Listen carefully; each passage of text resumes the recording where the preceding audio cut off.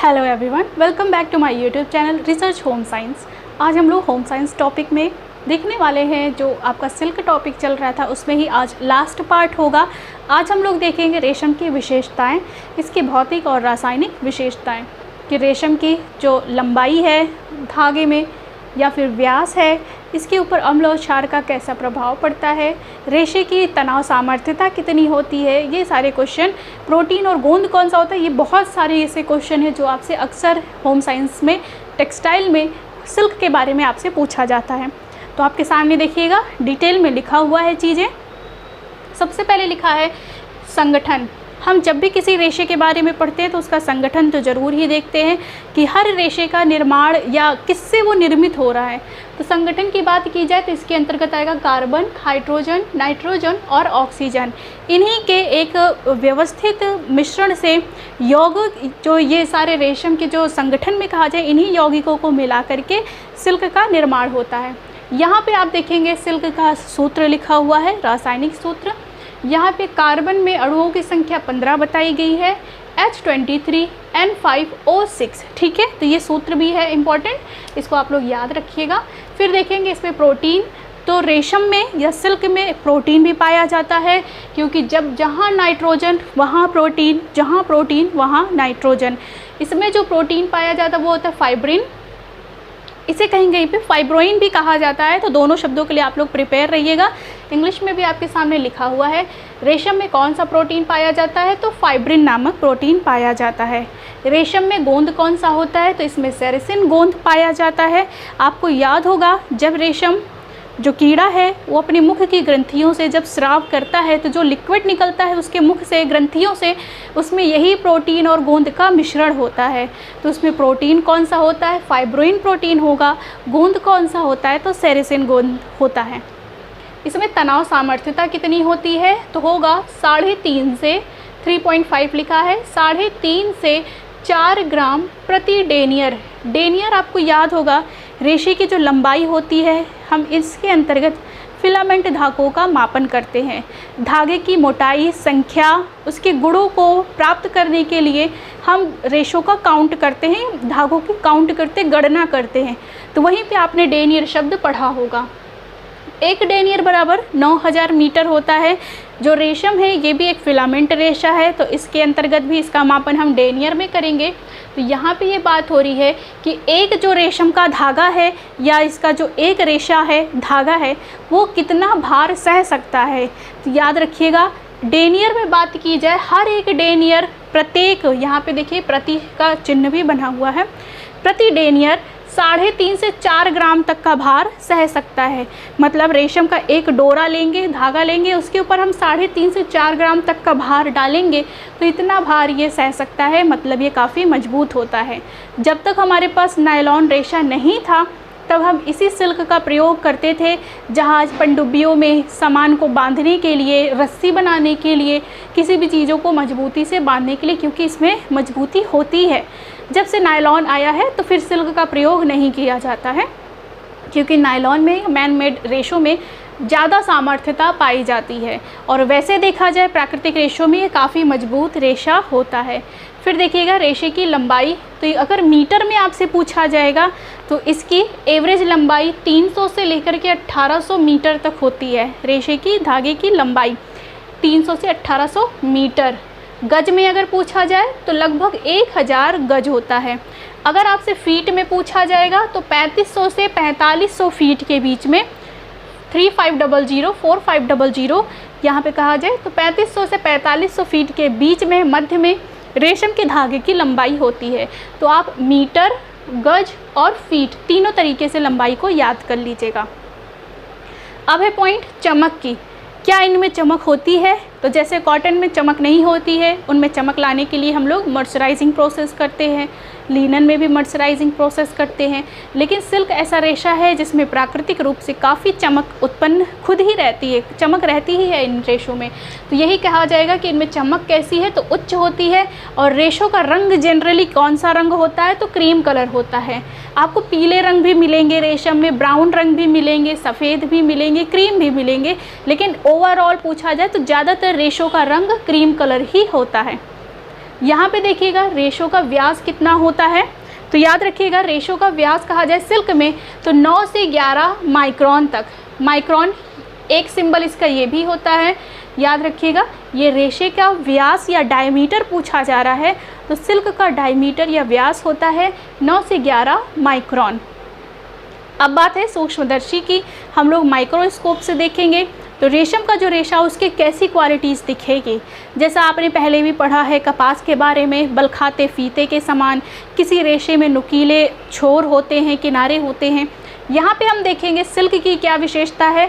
जब हम माइक्रोस्कोप से सिल्क को देखेंगे तो इसकी संरचना दोहरी संरचना दिखाई देगी। दोहरी क्योंकि आपको याद होगा कि जो मुख से जो ग्रंथियाँ थी सिल्क के रेशे के कीड़े में या जो स्पिनरेट लगे हुए थे उनकी भी संख्या 2 थी, तो उससे जो धागा निकलेगा वो भी आपस में जुड़ता जाएगा, लेकिन उसकी 2 ग्रंथियां होने के कारण दोहरी संरचना माइक्रोस्कोप से दिखाई देती है और रॉड के समान, छड़ के समान ये दिखाई देता है। एक चीज़ और भी याद रखिएगा, ऊपर से अगर हम देखेंगे तो त्रिकोण आकार भी हमें इसमें दिखाई देगा। यहाँ पे याद रखिएगा इसकी संरचना दोहरी संरचना है, रॉड या छड़ के समान त्रिकोण आकार की संरचना इसमें दिखाई देती है। अभी और भी विशेषताएं बाकी है, बने रहिएगा। जब तक आप चाहें तो स्क्रीनशॉट ले सकते हैं।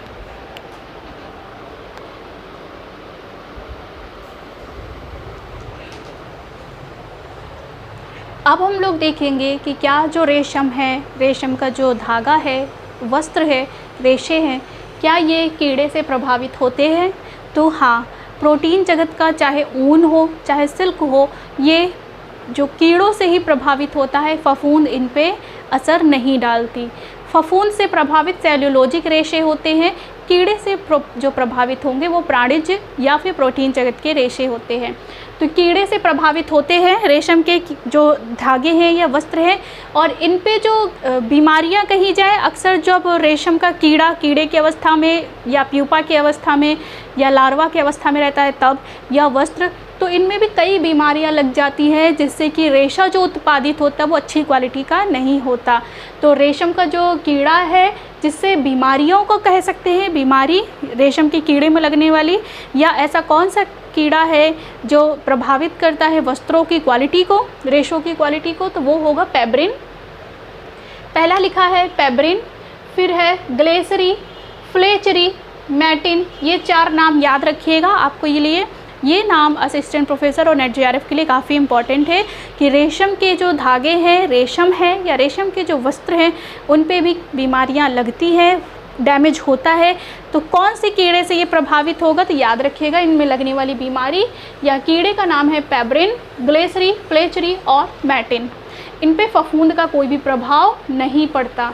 धुलाई में हमें इनकी सतर्कता रखनी पड़ती है, क्योंकि बहुत ही नाजुक रेशा है, नाजुक वस्त्र है। इन्हें हम घर में सर्फ घोल करके तसले में, बाल्टी में, टब में नहीं धुल सकते हैं। इनके लिए बहुत ही बेस्ट रहती है शुष्क धुलाई, जिसे हम लोग ड्राई क्लीन कहते हैं। इसके बाद ध्यान दीजिएगा, वैसे तो इनमें चमक होती ही है, लेकिन कपड़ों के धुलने से, साफ़ सफाई रखने से उसमें चमक कम ना हो जाए, तो चमक बढ़ाने के लिए, इन्हेंस और करने के लिए हम मिथिलेटेड स्पिरिट का प्रयोग करते हैं। और ये स्पिरिट का प्रयोग भी धुलाई के जो प्रतिकर्मक है या शुष्क धुलाई के जो साधन हैं उसके अंतर्गत ये नाम भी आता है। मिथिलेटेड स्पिरिट के प्रयोग से रेशम के वस्त्रों में और भी चमक बढ़ती है। इनमें परिसज्जा की जाती है, जैसे लिनन या कॉटन में मर्सराइजिंग बहुत इंपॉर्टेंट नाम है। वैसे ही लिनन में आपको रेटिंग नाम भी एक इम्पॉर्टेंट मिलता है। वैसे याद रखिएगा सिल्क में परिसज्जा जो होती है वो होता है वजन बढ़ाना। यही आप यहाँ पे देखेंगे वेइंग, ये नाम भी आपको लिखा हुआ दिखेगा। तो वजन बढ़ाना या वेइंग परिसज्जा मुख्य रूप से रेशम पे की जाती है। कपड़ों पे देखिए, जो रेशम है उसमें हम डिगमिंग प्रोसेस करते हैं तो बहुत कम मात्रा में ही रेशे हमारे पास बचते हैं। आपने माइक्रोन में भी देखा, अभी 9 से 11 माइक्रोन रेशे की जो व्यास होता है, डायमीटर होता है, ये बहुत ही महीन पतला सूक्ष्म रेशा है। ये जब इनसे कपड़ा बनेगा तो कपड़े की जो बीच की जो संरचना है, इस तरीके से जो बीच में संरचना है, ये खाली स्थान भरने के लिए भी हम लोग ये परिसज्जा करते हैं, ताकि उनमें वजन जब बढ़ेगा तो मतलब घना होगा ये कपड़ा, तो इनमें मजबूती भी आएगी। तो रेशम से बने हुए कपड़े में एक परिसज्जा की जाती है, फिनिशिंग, जो की होगी वजन बढ़ाना। और इसमें क्या किया जाता है, आयरन सॉल्ट स्टेनिक क्लोराइड या लॉगवुड, इन सब तरीके के साधनों का, केमिकल का प्रयोग किया जाता है वेइंग परिसज्जा के लिए। अब हम इसके बाद देखेंगे कि रेशम के जो वस्त्र हैं उनमें हम लोग उसकी जो रासायनिक विशेषताएं हैं, यहाँ पे आपने देखी अभी तक ये भौतिक विशेषताएं, अब हम लोग देखेंगे रासायनिक विशेषताएं। आप स्क्रीनशॉट ले लीजिए।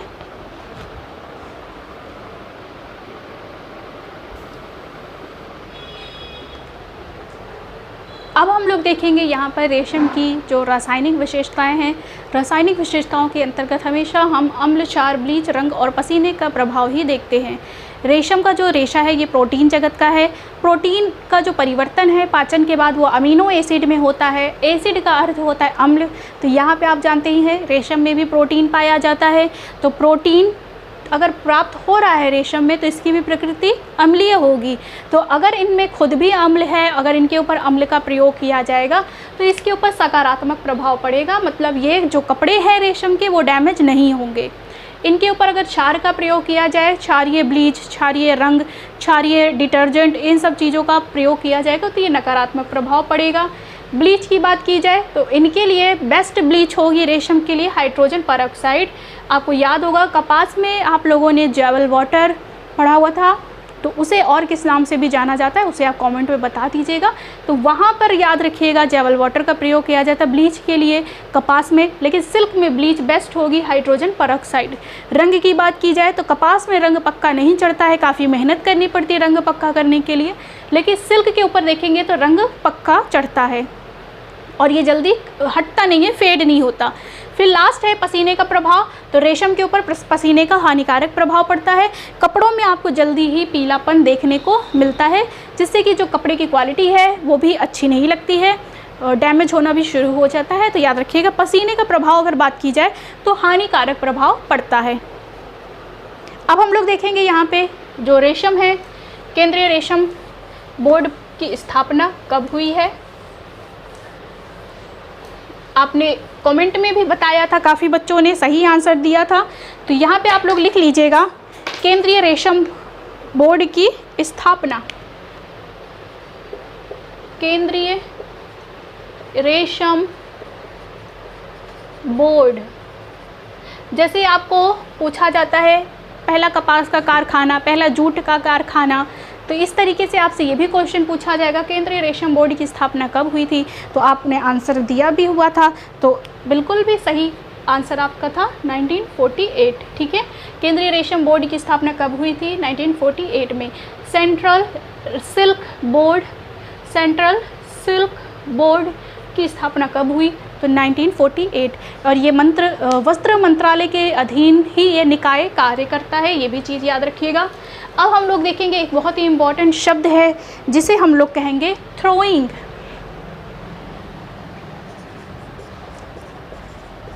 थ्रोइंग आपको याद होगा अभी हम लोगों ने स्पन सिल्क के बारे में पढ़ा है। स्पन सिल्क कैसे सिल्क होते हैं? जिनका आकार छोटा होता है। ठीक है, इन्हीं छोटे छोटे रेशों को हम मिलाते हैं तो क्या होता है? एक धागे का निर्माण होता है। तो छोटे छोटे रेशे को मिला करके धागे का निर्माण करना, यही कहलाता है स्पिनिंग। यहाँ पे इन्हीं रेशों को स्पन सिल्क कहा जाता है। आपने कपास में भी स्पिनिंग प्रोसेस पढ़ा है, लेकिन याद रखिएगा कि हम कपास में, लीनन में रेशों को आपस में ऐठन देना, मिलाना, धागा बनाने की जो प्रक्रिया है उसे स्पिनिंग कहते हैं। लेकिन जब सिल्क में यही प्रक्रिया की बात आएगी तो इसे हम लोग थ्रोइंग कहते हैं। ठीक है, याद रखिएगा थ्रोइंग। इसमें क्या होता है? छोटे रेशों को ऐठन देकर धागा बनाना। ठीक है, जैसा स्पिनिंग प्रोसेस होता है तो स्पिनिंग शब्द हम प्रयोग करेंगे कपास में और लीनन में, लेकिन जब हम सिल्क की बात करेंगे तो यहाँ पे इसी के लिए थ्रोइंग शब्द या फिर बटाई शब्द प्रयोग किया जाएगा। यहाँ पे आएगा इसका हिंदी में नाम बटाई। ओके, अब हम लोग लास्ट में देखेंगे कि जो रेशम का जो उत्पादन है, इसके जो प्रक्रिया है, जैसा हमने हर रेशे में पढ़ा है, कल्टीवेशन से लेकर के फिनिशिंग तक में, वही चीज़ हम लोग यहाँ पे भी देखेंगे कि जब हमें रेशम प्राप्त करना है तो उसकी प्रक्रिया क्या है। हेडिंग डाल लीजिएगा। रेशम उत्पादन चरण या फिर प्रक्रिया। हमें रेशम प्राप्त करना है तो इसके लिए हम सबसे पहले करेंगे शहतूत की खेती।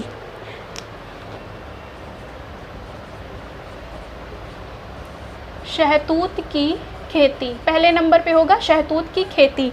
आपको याद होगा कि जो रेशम का जो मुख्य भोजन कहा जाता है वो शहतूत ही होता है। शहतूत की पत्तियाँ, मलबरी लीव रेशम का प्रिय भोजन होता है। तो जब उसके लिए भोजन का हम लोग व्यवस्था कर लेंगे तब तो उसे पालना शुरू करेंगे। जैसे आपको याद हो कपास प्राप्त करना था, लिनन प्राप्त करना था, तो हमने सबसे पहले खेती की थी ताकि उससे फिर फसल और बढ़ सके। तो यहाँ पे भी वहाँ हमने बीज बोए हुए थे, यहाँ पे हम लोग शहतूत की खेती करेंगे ताकि जो रेशम का जो कीड़ा है उसको अपने भोजन की व्यवस्था हो सके। फिर उसके बाद दूसरे नंबर पे आएगा कीड़े को पालना। ठीक है, अब भोजन की व्यवस्था हो गई है, अब हम कीड़ा पालना शुरू कर देंगे। कौन सा कीड़ा है ये? तो बॉम्बेक्स मोरी हो सकता है, एंथापर्नी हो सकता है, एंथीरिया माइलिट्टा हो सकता है। तो रेशम प्राप्त करने के रेशम के कीड़ों को अब हम पालना शुरू करते हैं। इसके बाद कोकून का संग्रह, कोकून को इकट्ठा करना। रेशम के जब कीड़े को हमने पाला, जब ये अंडा देगा, फिर लार्वा बनेगा, फिर प्यूपा की अवस्था में आएगा जिसमें कि कोकून के अंदर वो लपेटा भी रहता है। लार्वा की स्थिति में ही कोकून बनना शुरू हो जाता है। तो इन्हीं कोकून को हम इकट्ठा करते हैं। आपको याद होगा कोकून को हम क्या करते हैं? स्टोविंग प्रोसेस करते, गर्म पानी खौलते पानी में डाल देते हैं। अब इसके बाद देखिएगा कोकून की छटाई करेंगे हम लोग। कोकून की छटाई, जैसे कि कोई रोगग्रस्त कोकून है या मटमैला है, ब्राउन रंग का है, कोई इसमें कमी है, टूटा हुआ है, दो मुहा है, दो रेशे उसमें जुड़े हुए हैं या दो कोकून जुड़ा हुआ है, तो इस तरीके के कोकून को हम अलग कर देते हैं। यही प्रोसेस कहलाता है कोकून की छटाई। फिर देखेंगे गोंद को हम ढीला करते हैं। गोंद ढीला करना, याद होगा आपको कि इसमें गोंद भी प्राप्त होती है। तो इन्हीं गोंद को हम लोग जब हम स्टोविंग प्रोसेस करना शुरू करेंगे तो पानी के संपर्क में आने पे धागा जो कोकून है वो खुलना शुरू हो जाता है, डिगमिंग प्रोसेस शुरू हो जाती है, जिससे कि इसकी संरचना भी ढीली हो जाती है। फिर हम रेशों को खींच के लपेटना शुरू कर देते हैं। इसी के बाद जस्ट आएगा धागा लपेटना। जब हम रेशो में डिगमिंग प्रोसेस हो गया है, अब इसमें हम क्या करेंगे? धागों को लपेटना शुरू कर देंगे। इनको कताई करना या लच्छी बनाना शुरू कर देते हैं। धागे को लपेटने के जस्ट बाद ही प्रोसेस आएगा लच्छियाँ बनाना। लच्छियाँ बनाना, इन्हीं लच्छियों को बनाते हैं हम जब हमें खौलते हुए पानी से कोकून को खींच करके। तो इससे क्या होता है कि इन्हीं ही हम लोग लपेट करके रखते हैं। फिर इन पे भी कई और प्रोसेस किया जाता है। ऐसे ही सिर्फ धागा हमें मिलते ही कपड़ा नहीं बनता, इन पे भी कई प्रक्रिया या परिसज्जाएँ की जाती है, तब जा कर के इन्हें रेशों को इस लायक बनाया जाता है कि इनसे किसी भी कपड़े का निर्माण हो सके। अब हमने यहाँ पे लच्छियाँ बना ली हैं। अब इसके बाद हम क्या करेंगे? जो लच्छियाँ बन करके कहीं लपेट गई हैं उन्हें हम क्या करेंगे? गांठें बना लेंगे। उनकी गांठें बनाना, गांठें बनाने का मतलब है यहाँ पे बेलिंग प्रोसेस। आपको याद होगा कॉटन में भी पढ़े थे हम लोग। जो हमने यहाँ लच्छी बनाई है उसे एक जगह गट्ठर बना करके हम अलग रखना शुरू कर देते हैं। फिर क्या होगा? यहाँ पे आ जाएगा धागा बनाना। यहाँ आपने पहले देखा है धागा लपेटना। जब हमने कढ़ाई में खौलते हुए पानी में रेशम की कीड़े को डाला था, कोकून को डाला था, तो उसमें से हमने धागा भी लपेटना शुरू किया था। अब इन्हें हम अलग ले गए हैं। यहाँ पे हम क्या करेंगे? धागा बनाना शुरू कर देंगे। अब इसके बाद 10th नंबर पे आप देखिएगा कि यहाँ पे हम लोग गोंद हटाने की प्रक्रिया करेंगे। गोंद हटाना जिसे हम लोग कहते हैं डिगमिंग प्रोसेस। तो गोंद हटाएंगे हम लोग, डिगमिंग प्रोसेस करेंगे। डिगमिंग प्रोसेस के बाद जो रेशा बचेगा उसी धागों का प्रयोग करते हैं हम लोग वस्त्र बनाने में। वस्त्र बनाना, अब जब कपड़ा बन चुका है तो आपने अभी पढ़ा हुआ है कि इस पर एक मुख्य रूप से परिसज्जा की जाती है जिसे कहते हैं वजन बढ़ाना या वेइंग प्रोसेस। तो अब हम करेंगे इस पर नेक्स्ट परिसज्जा या प्रोसेस या प्रक्रिया वजन बढ़ाने की। अब कपड़ों के ऊपर वजन बढ़ चुका है, जो संरचना है वो घनी हो चुकी है, वस्त्र सुंदर अब दिखना शुरू हो चुका है, उनमें ऐसी खासियत आ गई है कि इससे अब कपड़ा कोई भी वस्त्र निर्मित किया जा सकता है। अब इसके बाद हम लोग इस पे करेंगे ब्लीचिंग प्रोसेस।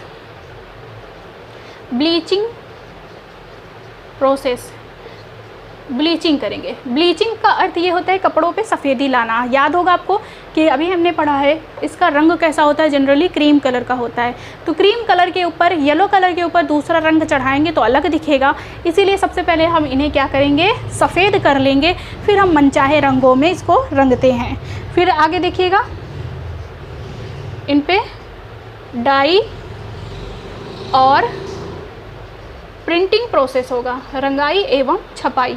अब 15 नंबर पे आखिरी में आ जाएगा कि वस्त्रों पे हम लोग क्या करेंगे, इन्हें जो नमूने बन चुके हैं इनमें सारी चीज़ें हो चुकी हैं, अब हम आकर्षक सुंदर वस्त्र निर्माण कर लेंगे। ठीक है, तो ये है, ध्यान दीजिएगा, रेशम उत्पादन के चरण या प्रक्रिया। यहीं पे आपका ये टॉपिक आज खत्म हो जाएगा सिल्क का। एक बार फिर से समझ लीजिएगा, बहुत इंपॉर्टेंट चीज़ है कि रेशम का जो उत्पादन कर रहे हैं हम लोग, रेशम का धागा हमें चाहिए, तो इसके लिए सबसे पहले हमें रेशम के कीड़े के लिए भोजन की व्यवस्था करनी होगी। तो हम सबसे पहले शहतूत की खेती करेंगे, फिर कीड़े को पालना शुरू करेंगे। ये कीड़ा जब अंडा देगा, अपने चरणों से, अवस्थाओं से गुजरेगा, तो वो कोकून भी बनाएगा। इन्हीं कोकून को हम इकट्ठा करते हैं, तो कोकून के गुण के हिसाब से, उसकी क्वालिटीज़ के हिसाब से हम इन्हें अलग कर लेंगे। फिर इन्हें हम गोंद को ढीला करने की प्रोसेस करते हैं, मतलब रेशों को अलग करने की प्रक्रिया करेंगे। फिर धागा को हम लपेटना शुरू कर देते हैं। यहाँ पे याद रखिएगा, स्टोविंग प्रोसेस हम लोग कर रहे हैं। फिर इनसे ही स्टोविंग के बाद धागे को खींच के रील बनाते हैं हम लोग, इसे ही धागा लपेटना कहते हैं। जब इन्हें ही अधिक मात्रा में लपेट लिया जाता है तो इसे हम कहेंगे लच्छियाँ बनाना। फिर इन्हें ही हम अलग जगह ले जाएंगे आगे के प्रोसेस के लिए, एक अलग गट्ठर बना करके, तो इसे कहेंगे गांठें बनाना। फिर यहाँ पे हम धागा बनाना शुरू करेंगे। यहाँ अभी हम धागा खींचने का काम कर रहे थे, अब यहाँ पे अच्छा स्वस्थ और स्वच्छ धागा बना रहे हैं जिससे कि कपड़ा बुना जा सके। फिर इस पे हम लोग डिगमिंग प्रोसेस करते हैं, गोंद हटाने की प्रक्रिया। फिर इससे हम लोग बुनते हैं, बुनाई करते हैं, कपड़ों का निर्माण हो जाएगा। फिर हम लोग इन पे वजन बढ़ाने की परिसज्जा, वेइंग प्रोसेस करेंगे, फिनिशिंग करेंगे। फिर इस पे ब्लीचिंग की जाती है ताकि जो रंग है वो सफ़ेद हो जाए। फिर मनचाहा रंग करेंगे, उस पे नमूने बनाएंगे, प्रिंटिंग करेंगे, चाहे हम ब्रोकेड बनाएं, चाहे एम्ब्रॉयडरी करें। फिर उसके बाद हम वस्त्रों का निर्माण कर लेते हैं। ठीक है, तो ये है रेशम के उत्पादन की प्रक्रिया, चरण। तो यहीं तक था आज का वीडियो। उम्मीद है आप लोगों को वीडियो पसंद आया होगा। अब इसके बाद हम लोग जो देखेंगे वो होगा ऊन टॉपिक। तो अपना ख्याल रखिएगा। उम्मीद है आप लोगों को वीडियो अच्छा लगा होगा। आज के लिए इतना ही, धन्यवाद।